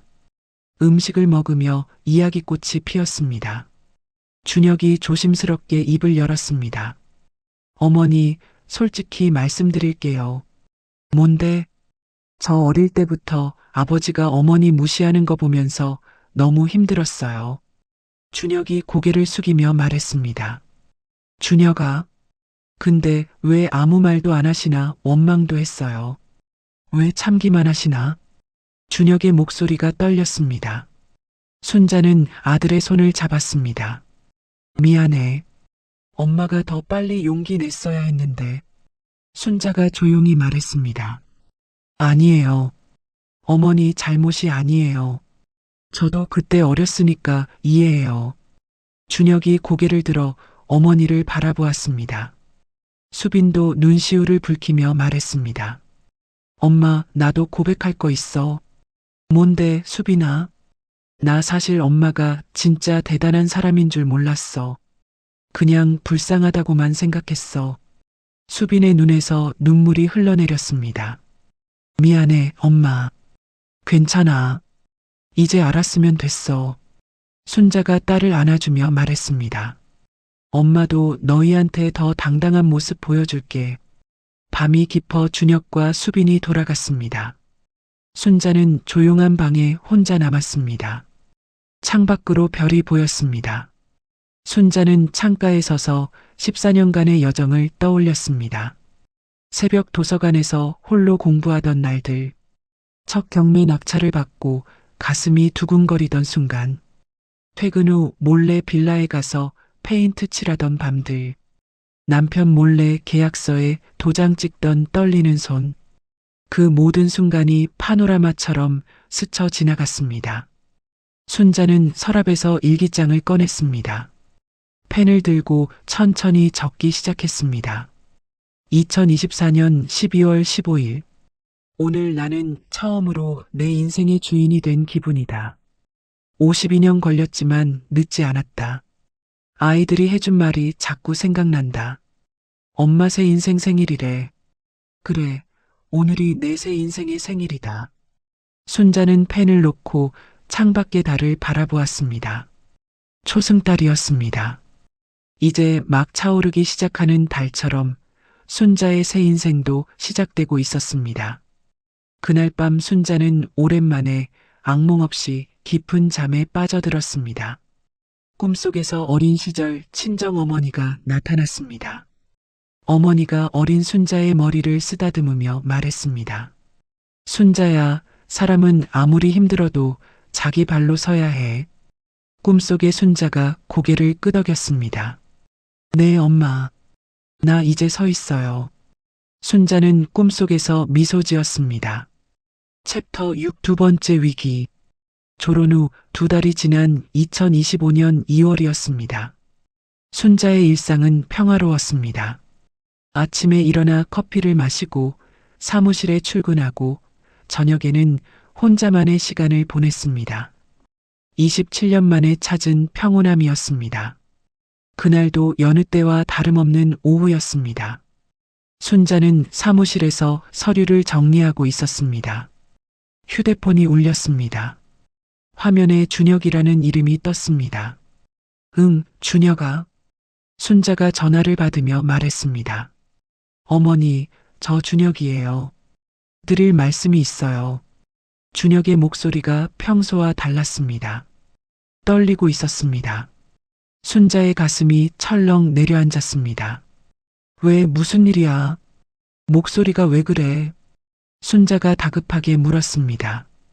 어머니, 저 오늘 퇴근하고 찾아가도 돼요? 그래 와. 무슨 일인데 그래? 가서 말씀드릴게요. 전화가 끊겼습니다. 순자는 휴대폰을 내려놓고 한참 동안 멍하니 앉아 있었습니다. 무슨 일일까? 불안한 마음이 가시지 않았습니다. 저녁 7시 준혁이 순자의 집에 찾아왔습니다. 아들의 얼굴이 창백했습니다. 눈 밑에 다크서클이 짙게 깔려 있었습니다. 준혁아, 들어와. 밥 먹었어? 순자가 아들을 안으로 들이며 물었습니다. 아니요, 입맛이 없어서요. 준혁이 소파에 털썩 앉으며 대답했습니다. 순자는 아들 옆에 앉았습니다. 무슨 일이야? 말해봐. 순자가 조심스럽게 물었습니다. 준혁은 한참 동안 말이 없었습니다. 손을 깍지 끼고 바닥만 바라보았습니다. 어머니, 저희 회사 협력업체 있잖아요. 준혁이 입을 열었습니다. 응? 거기가 부도냈어요. 순자의 표정이 굳었습니다. 부도? 그 회사가? 네. 그래서 저희 회사도 연쇄로 타격을 받았어요. 준혁의 목소리가 점점 작아졌습니다. 타격이라니. 얼마나 심한 건데. 최악의 경우 전 직원 구조조정이래요. 순자는 숨이 막히는 것 같았습니다. 구조조정이라니. 그럼 너도. 네, 저도 잘릴 수 있어요. 준혁이 고개를 숙이며 말했습니다. 순자는 아들의 어깨가 떨리는 것을 보았습니다. 26살. 겨우 사회생활 2년 차인 아들이었습니다. 순자는 아무 말 없이 아들을 안았습니다. 괜찮아. 어떻게든 될 거야. 순자가 아들의 등을 토닥이며 말했습니다. 어머니, 저 어떡해요. 겨우 자리 잡았는데. 준혁의 목소리가 울먹였습니다. 울지 마. 아직 확정된 거 아니잖아. 근데 분위기가 너무 안 좋아요. 이번 주 안에 발표 난대요. 순자는 아들을 꼭 아는 채 아무 말도 할 수 없었습니다. 겨우 평온을 찾았다고 생각했는데 또 다른 폭풍이 몰려오고 있었습니다. 며칠 후 아침이었습니다. 순자는 TV를 켜다가 손이 멈췄습니다. 뉴스 화면에 익숙한 회사 이름이 나오고 있었습니다. 준혁의 회사였습니다. 오늘 오전 중견 제조업체 대한기계가 법정 관리를 신청했습니다. 아나운서의 목소리가 울려 퍼졌습니다. 주요 협력업체의 연쇄부도로 인한 자금난이 원인으로 알려졌습니다. 순자는 급히 휴대폰을 집어들었습니다. 준혁에게 전화를 걸었습니다. 신호음이 울렸습니다. 받지 않았습니다. 2번, 3번. 계속 연결되지 않았습니다. 1시간쯤 지나서 준혁에게서 전화가 왔습니다. 준혁아, 뉴스 봤어. 괜찮아? 순자가 다급하게 물었습니다. 어머니, 준혁의 목소리가 갈라졌습니다. 오늘 아침에 전 직원 소집됐어요. 구조조정 명단 발표한대요. 그래서 너는? 저도 명단에 있어요. 순자의 손에서 힘이 빠졌습니다. 어머니, 그것만이 아니에요. 준혁이 말을 이었습니다. 저 2년 동안 모은 적금 있잖아요. 그거 전부 월급 체불로 묶였어요. 뭐라고? 3개월치 월급이 밀렸는데 언제 받을 수 있을지 모른대요. 순자는 소파에 주저앉았습니다. 아들의 흐느끼는 소리가 전화기 너머로 들려왔습니다. 어머니, 저 어떻게 해야 해요? 준혁이 울먹이며 말했습니다. 일단 집으로 와. 엄마가 기다릴게. 순자가 간신히 대답했습니다. 전화를 끊고 순자는 한참 동안 멍하니 앉아 있었습니다. 이제 막 안정을 찾았는데, 겨우 숨 돌릴만 했는데, 또 다른 시련이 찾아왔습니다. 한편 그 시각, 성우는 혼자 아파트에서 TV를 보고 있었습니다. 뉴스에서 대한기계 법정관리 소식이 나왔습니다. 성우는 준혁이 거기 다닌다는 걸 알고 있었습니다. 하지만 전화를 걸지 않았습니다. 저녁에 준혁이 아버지에게 전화를 걸어왔습니다. 아버지, 저 준혁이에요.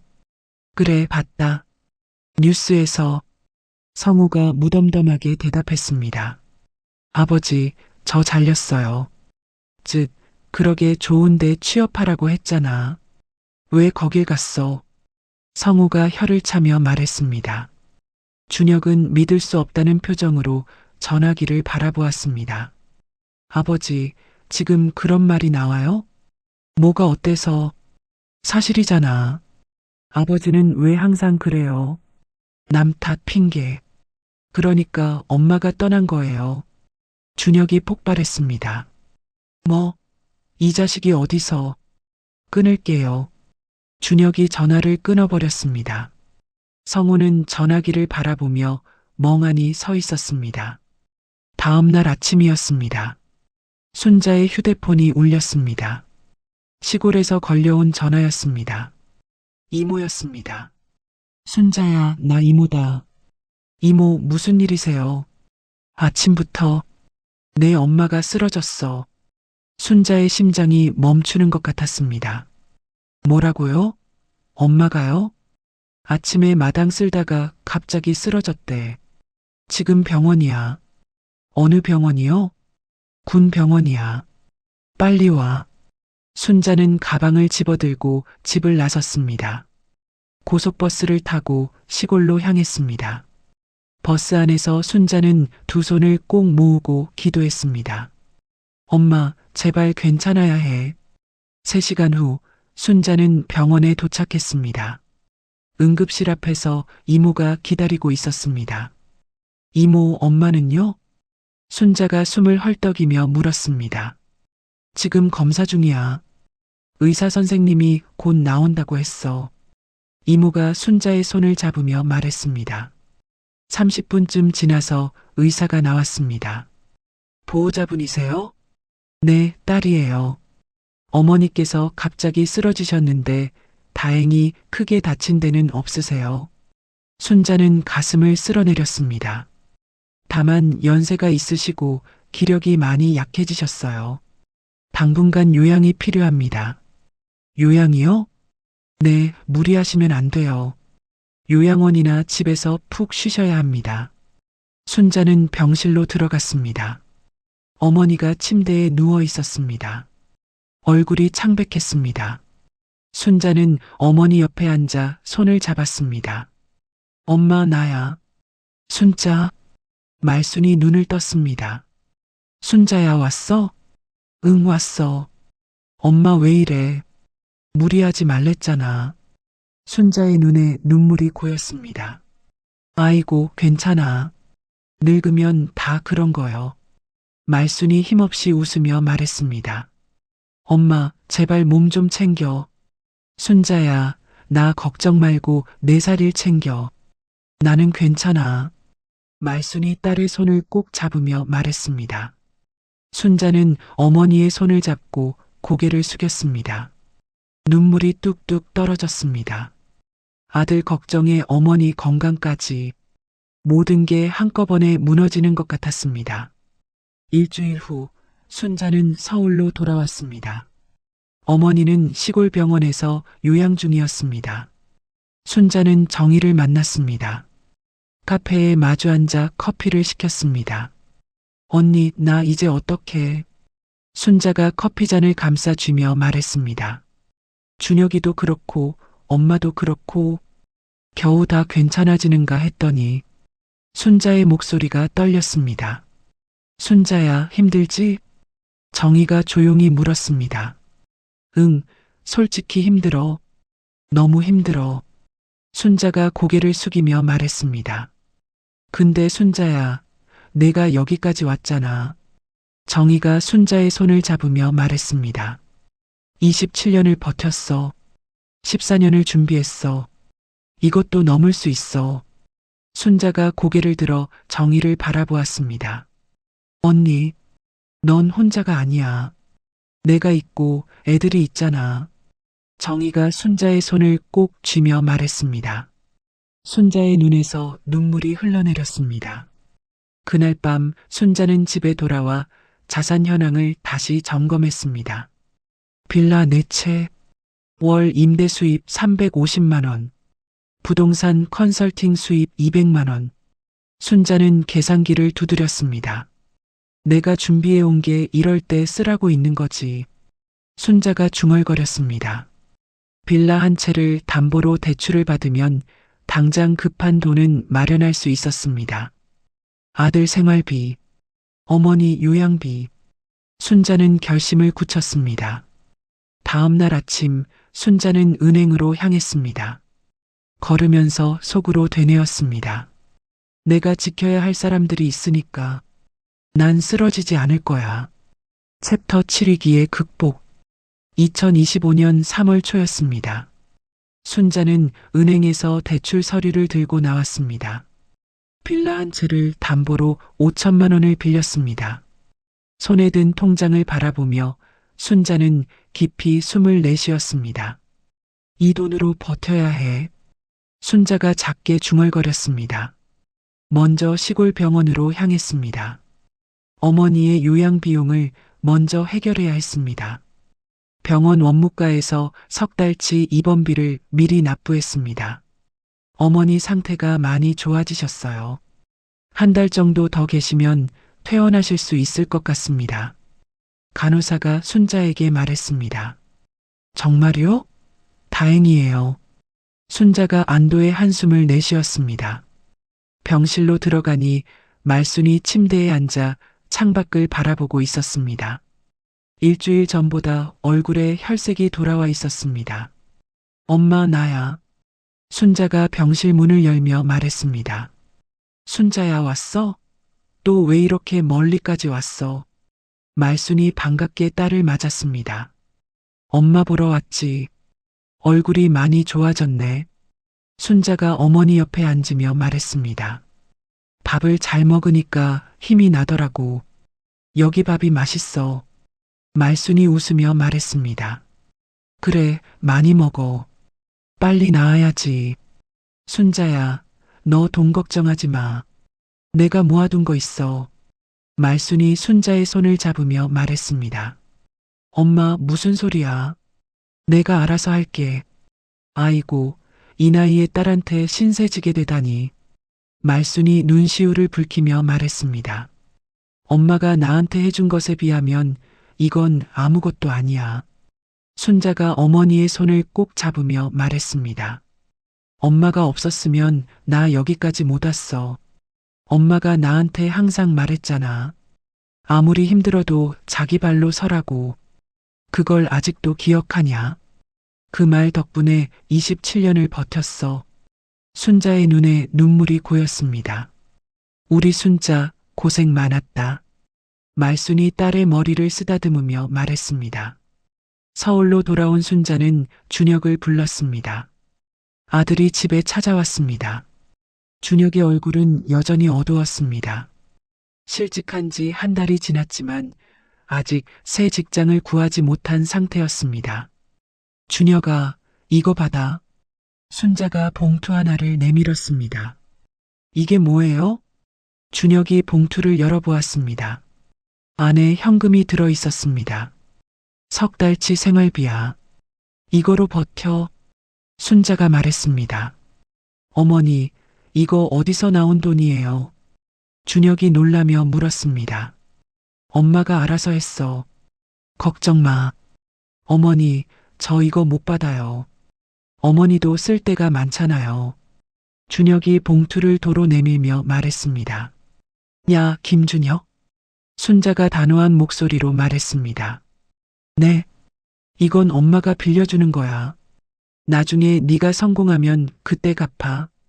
순자가 아들의 손을 잡고 봉투를 쥐어주며 말했습니다. 어머니, 준혁의 눈에 눈물이 고였습니다. 울지 마. 사내 자식이. 순자가 아들의 어깨를 토닥이며 말했습니다. 감사합니다, 어머니. 꼭 갚을게요. 준혁이 고개를 숙이며 말했습니다. 그래, 갚아. 대신 조건이 있어. 조건이요? 포기하지 마. 엄마도 27년 동안 안 포기했어. 너도 할 수 있어. 순자가 아들의 눈을 바라보며 말했습니다.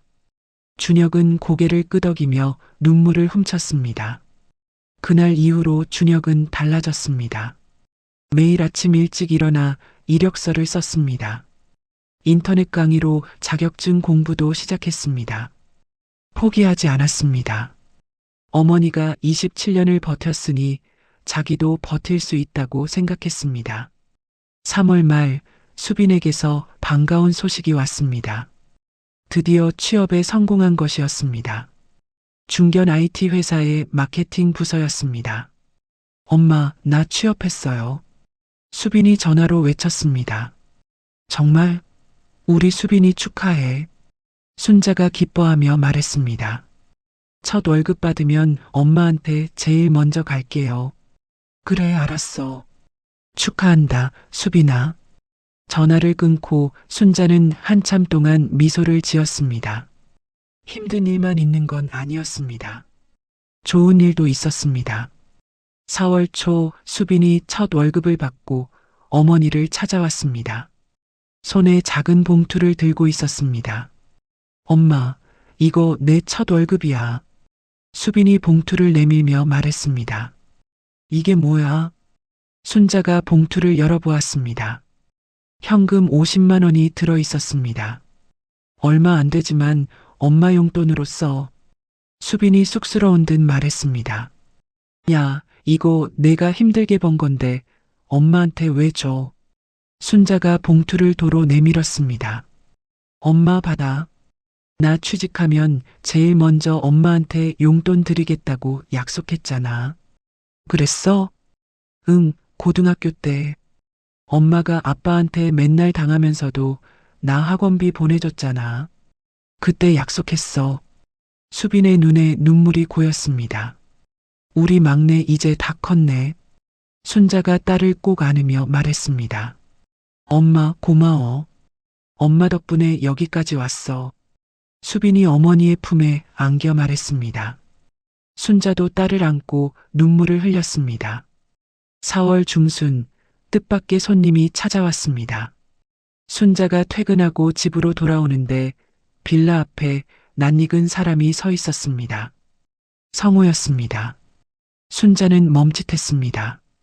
졸혼 후 처음 마주하는 것이었습니다. 여기서 뭐해요? 순자가 경계하는 목소리로 물었습니다. 할 말이 있어서. 성우가 고개를 숙이며 말했습니다. 예전의 성우가 아니었습니다. 기세등등하던 모습은 온데간데 없고 어깨가 축 처져 있었습니다. 무슨 말인데요? 들어가서 해도 되겠어? 순자는 잠시 망설이다가 고개를 끄덕였습니다. 집 안으로 들어가 마주 앉았습니다. 성우는 한참 동안 말이 없었습니다. 손을 깍지 끼고 바닥만 바라보았습니다. 뭔 말 하려고 왔어요? 할 말 있으면 해요. 순자가 먼저 입을 열었습니다. 내가. 성우가 말을 시작했다가 멈추었습니다. 침묵이 흘렀습니다. 한참 후에 성우가 다시 입을 열었습니다. 내가 잘못했어. 순자는 귀를 의심했습니다. 뭐라고요? 27년 동안 당신한테 너무 못되게 굴었어. 성우의 목소리가 떨렸습니다. 순자는 아무 말도 하지 못했습니다. 27년 동안 한 번도 듣지 못한 말이었습니다. 당신이 나간 뒤로 혼자 살아보니까 알겠더라. 성우가 말을 이었습니다. 내가 얼마나 형편없는 인간인지. 지금 왜 이래요? 갑자기 순자가 물었습니다. 회사에서 무시당한 거 당신한테 풀었어. 고졸이라고 무시한 건. 성우가 잠시 말을 멈추었습니다. 내가 더 못난 놈이었으니까 그런 거였어. 성우의 눈에 눈물이 고였습니다. 순자는 그런 남편을 처음 보았습니다. 27년 동안 한 번도 눈물을 보인 적이 없는 사람이었습니다. 지방대 나온 게 뭐가 부끄러워서. 당신한테 그렇게 했는지 모르겠어. 성우가 손으로 눈물을 훔치며 말했습니다. 미안해. 정말 미안해. 성우가 고개를 숙였습니다. 순자는 한참 동안 말이 없었습니다. 27년이었습니다. 27년 동안 기다렸던 말이었습니다. 그 말. 순자가 조용히 입을 열었습니다. 27년 동안 기다렸어요. 성우가 고개를 들어 순자를 바라보았습니다. 근데 이제 와서 그 말 들으니까 시원하기보다는 그냥. 순자의 눈에 눈물이 고였습니다. 슬프네요. 순자가 눈물을 훔치며 말했습니다. 미안해. 정말 미안해. 성우가 다시 고개를 숙였습니다. 두 사람 사이에 긴 침묵이 흘렀습니다. 5월이 되었습니다. 봄꽃이 만개한 어느 날 준혁에게서 전화가 왔습니다. 어머니, 저 준혁이에요. 응, 왜? 저 취업했어요. 순자의 얼굴에 환한 미소가 번졌습니다. 정말? 어디?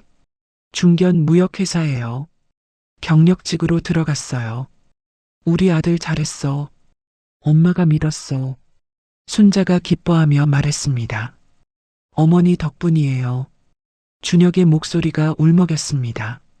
무슨 소리야? 네가 열심히 한 거지. 아니에요. 어머니가 안 무너지셨으니까 저도 버틸 수 있었어요. 순자의 눈에 눈물이 고였습니다. 어머니가 27년 버틴 거 생각하면 저는 아무것도 아니에요. 어머니가 제 롤모델이에요. 이 녀석이 별소리를 다 하네.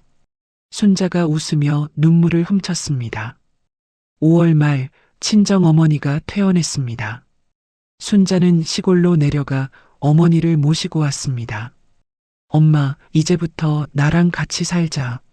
순자가 차 안에서 말했습니다. 뭐? 서울에서? 말순이 놀라며 물었습니다. 응, 내가 모실게.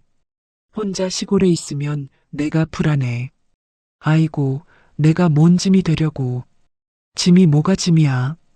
엄마가 나한테 해준 것에 비하면 이건 아무것도 아니라니까. 말순이 딸의 손을 꼭 잡았습니다. 이 나이에 딸한테 신세지게 되다니. 그래도 이렇게 듬직한 딸 둬서 행복하다. 말순의 눈에 눈물이 고였습니다. 엄마, 울지 마. 좋은 일이잖아. 순자가 웃으며 말했습니다. 그래, 좋은 일이지.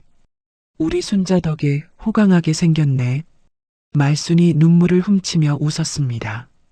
차창 밖으로 봄볕이 쏟아져 들어왔습니다. 순자는 운전대를 잡고 앞을 바라보았습니다. 힘든 시간이었습니다. 하지만 견뎌냈습니다. 혼자가 아니었기 때문입니다. 챕터 8 결말 및 에필로그 2025년 가을이었습니다. 졸혼 1주년이 되는 날 아침, 순자는 눈을 떴습니다. 창문 사이로 선선한 바람이 들어왔습니다. 순자는 이불을 걷고 일어나 창문을 활짝 열었습니다. 1년이 지났구나. 순자가 작게 중얼거렸습니다. 작년 이맘때 공증 사무실에서 합의서에 서명하던 날이 떠올랐습니다. 손이 떨렸던 기억. 그 사이 참 많은 일이 있었습니다. 옆방에서 기침 소리가 들렸습니다. 순자는 부엌으로 가서 따뜻한 물을 한 컵 따랐습니다. 어머니 방문을 노크했습니다. 엄마, 나야. 들어가도 돼? 응, 들어와. 순자가 문을 열고 들어갔습니다. 말순이 침대에 앉아 있었습니다. 물 가져왔어. 아침에 일어나면 따뜻한 물 마시래잖아. 순자가 컵을 건네며 말했습니다. 아이고, 우리 딸. 매일 아침마다 이렇게 챙겨주고. 말순이 컵을 받으며 말했습니다. 당연한 거지. 엄마 아침 뭐 먹고 싶어? 뭐든 좋아. 네가 해주는 거면 다 맛있어. 순자는 부엌으로 가서 아침을 준비했습니다. 죽을 끓이고 나물 반찬을 데웠습니다. 어머니가 좋아하는 소박한 상차림이었습니다. 아침을 먹은 후 순자는 출근 준비를 했습니다. 거울 앞에 서서 옷매무새를 다듬었습니다. 1년 전의 자신과 지금의 자신이 떠올랐습니다. 같은 사람인데 완전히 달랐습니다. 오전 10시 순자는 정의의 부동산 사무실에 도착했습니다. 책상 위에 순자의 명함이 가지런히 놓여 있었습니다. 부동산 컨설턴트 김순자. 순자는 명함을 들어 한참 바라보았습니다. 순자야, 오늘 상담 손님 오신다. 준비해. 정희가 커피를 건네며 말했습니다. 응, 알겠어, 언니. 오전 11시 상담 손님이 찾아왔습니다. 60대 초반으로 보이는 여자였습니다. 이름은 김옥순이었습니다. 옥순은 의자에 앉자마자 한숨을 내쉬었습니다. 선생님, 제가 너무 늦은 거 아닐까요? 60이 넘었는데 이제 와서 뭘 할 수 있겠어요? 옥순이 걱정스러운 표정으로 물었습니다. 왜 늦었다고 생각하세요? 순자가 물었습니다. 제가 평생 집에서 살림만 했거든요. 돈 버는 건 남편이 다 했고, 근데 작년에 남편이 갑자기 쓰러졌어요. 옥순의 눈에 눈물이 고였습니다. 병원비 내느라 저축해 놓은 거 다 썼어요. 이제 뭘 해야 할지 모르겠어요. 순자는 옥순의 손을 잡았습니다. 늦지 않았어요. 순자가 조용히 말했습니다. 저도 쉰둘에 새로 시작했어요. 제가 도와드릴게요. 정말요? 선생님도요? 옥순이 놀란 표정으로 물었습니다. 네, 저도 27년 동안 남편한테 고졸이라고 무시만 당하고 살았어요. 순자가 담담하게 말했습니다. 그래서 증명했어요. 학교 안 나와도 나이 들어도 할 수 있다는 거. 옥순의 눈에서 눈물이 흘러내렸습니다. 선생님, 감사합니다. 저도 해볼게요. 옥순이 순자의 손을 꼭 잡으며 말했습니다. 점심시간이 되었습니다. 사무실 문이 열리더니 준혁과 수빈이 들어왔습니다. 어머니, 점심 먹으러 왔어요. 준혁이 도시락 가방을 들며 말했습니다. 어머, 너희들 왜 왔어? 바쁠 텐데. 순자가 반갑게 아이들을 맞았습니다. 오늘 어머니 졸혼 1주년이잖아요. 같이 밥 먹으려고요. 수빈이 웃으며 말했습니다. 야, 그걸 뭘 챙겨? 순자가 웃으며 말했습니다. 근처 식당에서 점심을 먹었습니다. 준혁이 조심스럽게 입을 열었습니다. 어머니, 저 이번에 성과급 받았어요. 그래, 잘했네. 다음 달부터 어머니께 용돈 드릴게요. 준혁이 말했습니다. 무슨 소리야? 너 쓸 때도 많을 텐데. 아니에요. 어머니가 저 힘들 때 도와주셨잖아요. 이제 제가 드릴 차례예요. 준혁이 어머니의 손을 잡으며 말했습니다. 오빠, 나도. 수빈이 끼어들었습니다. 나도 다음 달부터 용돈 드릴 거야. 야, 너희들. 순자의 눈에 눈물이 고였습니다. 너희 잘 사는 게 엄마한테 최고 효도야. 용돈은 됐어. 아니에요. 엄마가 받아야 해요. 수빈이 고집을 부리며 말했습니다.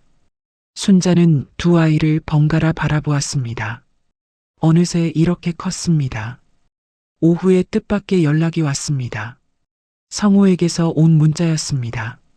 준혁이 재취업했다며 축하한다고 전해줘. 그리고 당신도 잘 지내고 있다니 다행이야. 순자는 문자를 읽고 잠시 생각에 잠겼습니다. 한참 후에 짧게 답장을 보냈습니다. 고마워요. 그게 전부였습니다. 더 이상 할 말은 없었습니다. 저녁이 되었습니다. 순자는 퇴근 후 어머니를 모시고 동네 공원으로 산책을 나갔습니다. 가을 저녁 공기가 시원했습니다. 단풍이 물들기 시작한 나무들 사이로 노을이 비쳤습니다. 순자야, 여기 참 좋다. 말순이 벤치에 앉으며 말했습니다.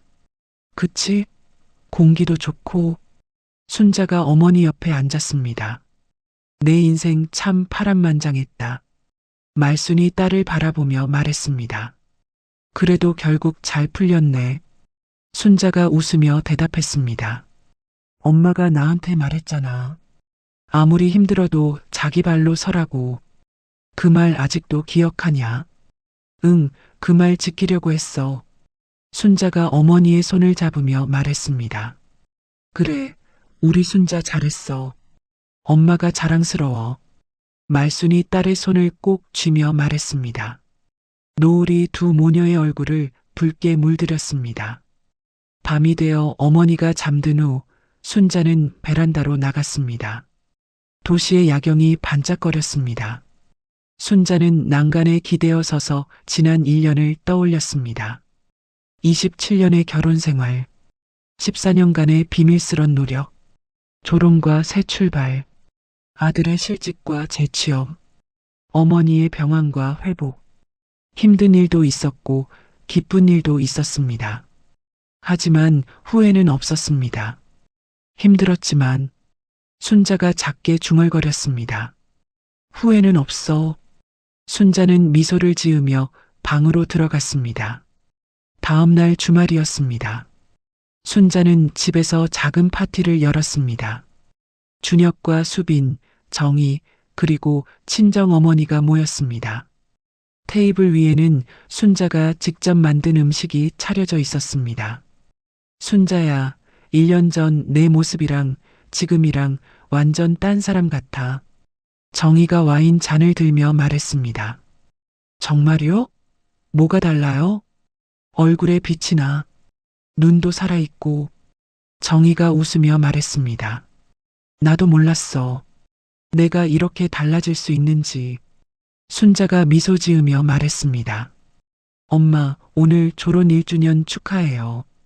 수빈이 잔을 들어 건배를 제안했습니다. 축하라니, 뭘. 당연히 축하해야지. 엄마가 새 인생 시작한 날이잖아. 수빈이 웃으며 말했습니다. 그래, 순자야. 축하해. 정희가 동조했습니다. 우리 딸 축하한다. 말순도 잔을 들었습니다. 어머니 축하드려요. 준혁이 말했습니다.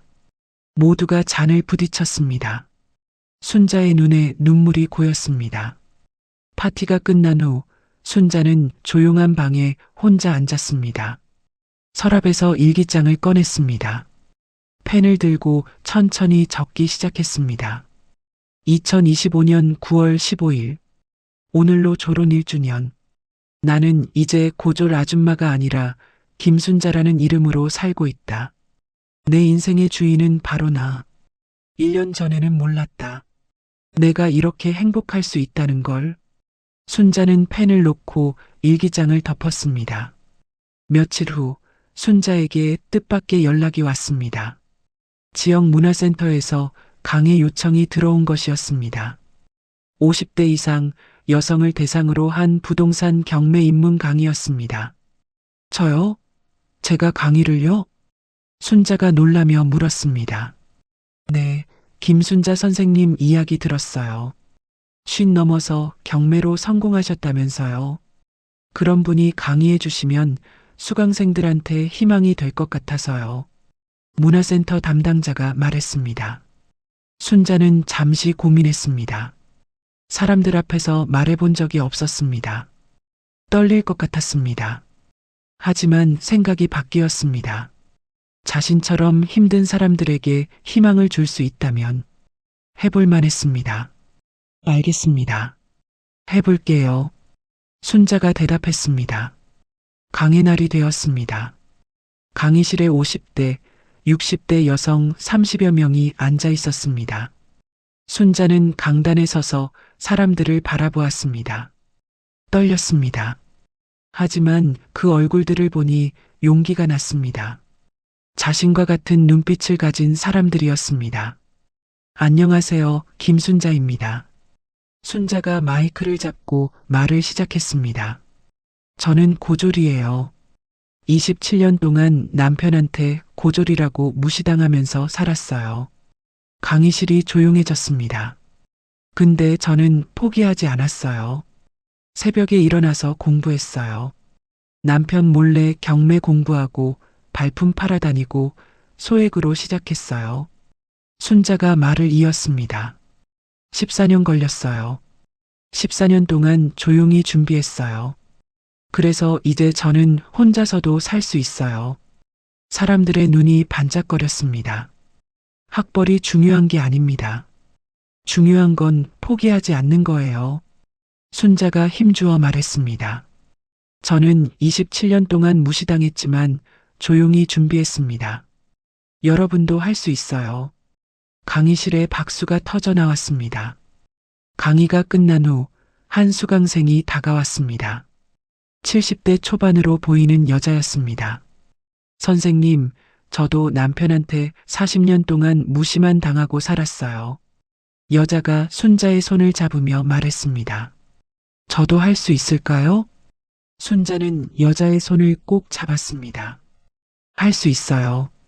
순자가 미소 지으며 말했습니다.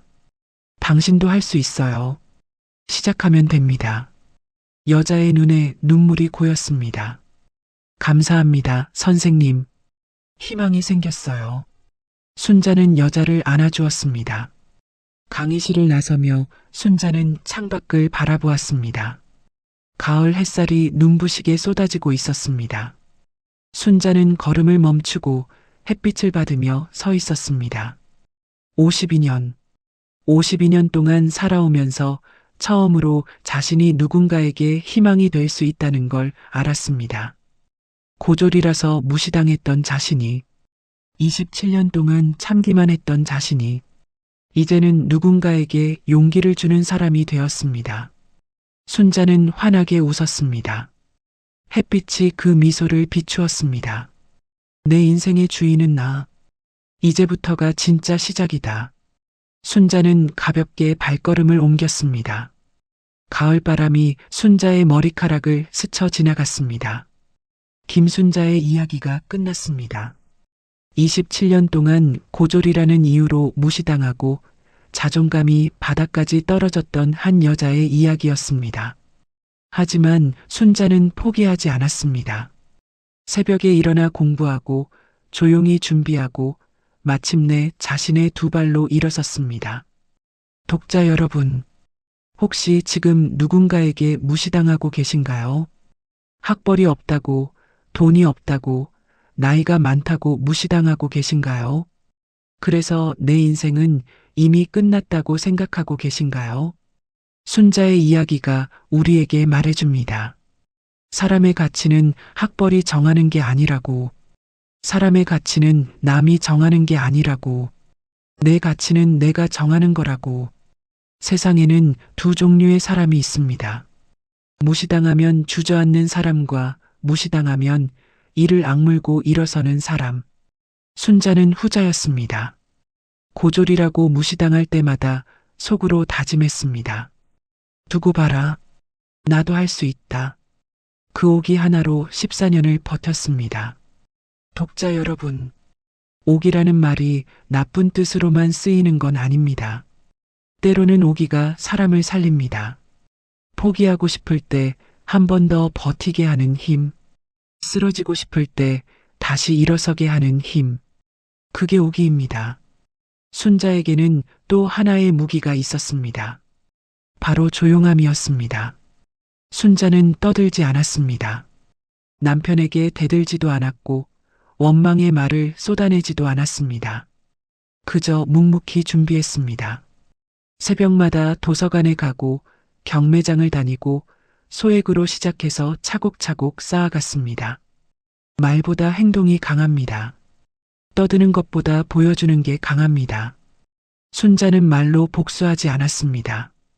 실력으로 증명했습니다. 그게 진짜 복수입니다. 잘 사는 게 복수입니다. 독자 여러분, 혹시 지금 억울한 일을 당하고 계신가요? 분하고 속상해서 밤잠을 못 이루고 계신가요? 그렇다면 기억하세요. 가장 큰 복수는 내가 행복해지는 겁니다. 내가 잘 사는 겁니다. 상대방을 원망하는 데 쓸 에너지를 내 성장에 쓰세요. 그게 진짜 이기는 겁니다. 순자의 친정어머니 말순 여사가 한 말이 있습니다. 사람은 아무리 힘들어도 자기 발로 서야 한다고. 이 말은 단순한 위로가 아닙니다. 삶의 진리입니다. 누군가에게 기대어 사는 건 편합니다. 하지만 그 사람이 떠나면 나는 쓰러집니다. 내 발로 서 있어야 합니다. 경제적으로도 정신적으로도. 그래야 누가 떠나도 무슨 일이 생겨도 버틸 수 있습니다. 순자는 27년 동안 남편에게 의지하지 않았습니다. 아니, 의지할 수가 없었습니다. 무시만 당했으니까요. 그래서 순자는 스스로 준비했습니다. 혼자서도 살 수 있도록. 그 준비가 순자를 살렸습니다. 독자 여러분, 지금 누군가에게 기대어 살고 계신다면 한번 생각해 보세요. 그 사람이 없어도 나는 살 수 있는가? 만약 대답이 아니오라면 지금부터 준비하세요. 늦지 않았습니다. 순자도 40에 시작했습니다. 52에 독립했습니다. 여러분도 할 수 있습니다. 이 이야기에서 또 하나 배울 점이 있습니다. 바로 황혼 조론이라는 선택입니다. 순자는 이혼하지 않았습니다. 자녀들을 생각해서 조론을 선택했습니다. 법적으로는 부부지만 완전히 따로 사는 삶. 세상에는 정답이 없습니다. 이혼이 답인 사람도 있고 조론이 답인 사람도 있고 그냥 참고 사는 게 답인 사람도 있습니다. 중요한 건 자기 상황에 맞는 선택을 하는 겁니다. 남들이 뭐라 하든 내 인생은 내가 결정하는 겁니다. 순자는 현명하게 선택했습니다. 싸우지 않았습니다. 원망하지 않았습니다. 그저 조용히 떠났습니다. 그게 순자의 품격이었습니다.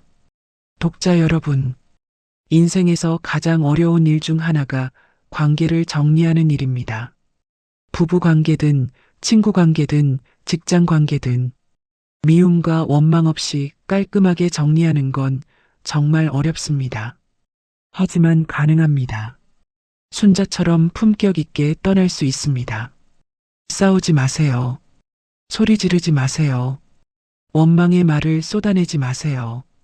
그냥 조용히 내 길을 가세요. 그게 진짜 어른입니다. 그게 진짜 품격입니다. 마지막으로 한 가지 더 말씀드리고 싶습니다. 순자는 자신만 잘 살지 않았습니다. 강의를 통해 다른 사람들에게 희망을 전했습니다. 자신처럼 힘든 사람들에게 용기를 주었습니다. 이게 바로 선한 영향력입니다. 내가 겪은 시련이 누군가에게 희망이 될 수 있습니다. 내가 흘린 눈물이 누군가에게 용기가 될 수 있습니다. 우리의 인생은 나 혼자만의 것이 아닙니다. 내 이야기가 누군가를 살릴 수 있습니다. 독자 여러분, 지금 힘드시더라도 포기하지 마세요. 지금의 시련이 나중에 누군가에게 희망이 됩니다. 내가 버틴 시간이 누군가에게 용기가 됩니다. 그러니 조금만 더 버텨주세요. 인생은 마라톤입니다. 빨리 가는 게 중요한 게 아닙니다. 끝까지 가는 게 중요합니다. 쉬어가도 됩니다. 넘어져도 됩니다. 다만 포기하지만 마세요. 순자의 이야기가 여러분께 작은 희망이 되었기를 바랍니다. 여러분의 인생에도 좋은 일만 가득하시길 바랍니다. 오늘도 읽어주셔서 감사합니다.